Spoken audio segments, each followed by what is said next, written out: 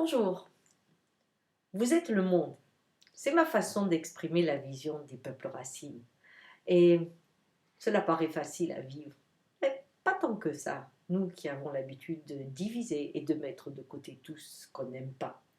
Quand je dis vous êtes le monde, on me dit ah oui, c'est vrai, mais bon, quand même pas tout le monde.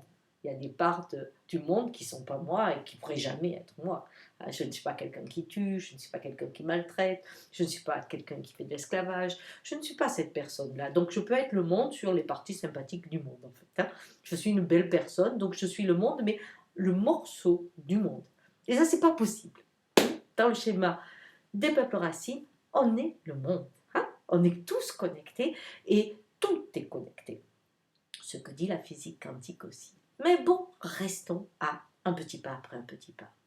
Dans l'enseignement que je donne, vous êtes le monde, c'est un travail que l'on vit à l'intérieur de soi, que l'on transforme et qui peu à peu devient une démarche consciente, qui fait que chaque être que je rencontre, que ce soit un être humain, un animal, un végétal, un minéral, l'eau, le ciel, chaque fois qu'il y a connexion, vibration, rencontre, il y a une partie de moi qui s'éveille et je la reçois.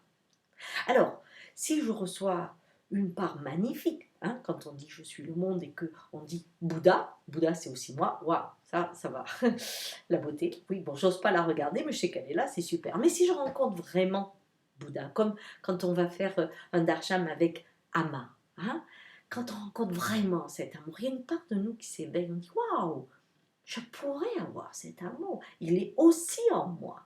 Et cette révélation est énorme, elle donne une ampleur énorme, on n'ose pas souvent la vivre, mais c'est comme ça, on l'a, elle a ouvert la porte avec la connexion.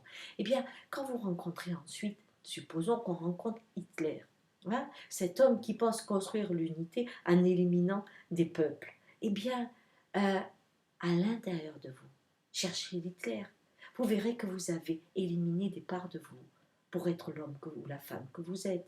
Vous n'avez pas droit à votre sensibilité ou votre naïveté ou je ne sais quoi, ou votre expression un peu trop spontanée. Toutes ces parties-là, vous les avez enfermées aux oubliettes pour exister comme on veut que vous soyez. Donc, cette rencontre avec un être qui serait extrêmement raciste ou qui serait extrêmement violent va réveiller chez vous cette part avec laquelle vous vous maltraitez. Quand vous voyez les animaux maltraités, par exemple, eh bien ça se connecte à vous. Regardez ce que vous mangez, regardez dans quelles conditions vous travaillez, regardez que vous avez plus de temps pour vous, qu'il n'y a plus de jour et de nuit, tout est allumé. Donc chaque fois qu'on se connecte, on se révèle. Et ni bien ni mal, tout est à transformer. Vous êtes le filtre de la réalité.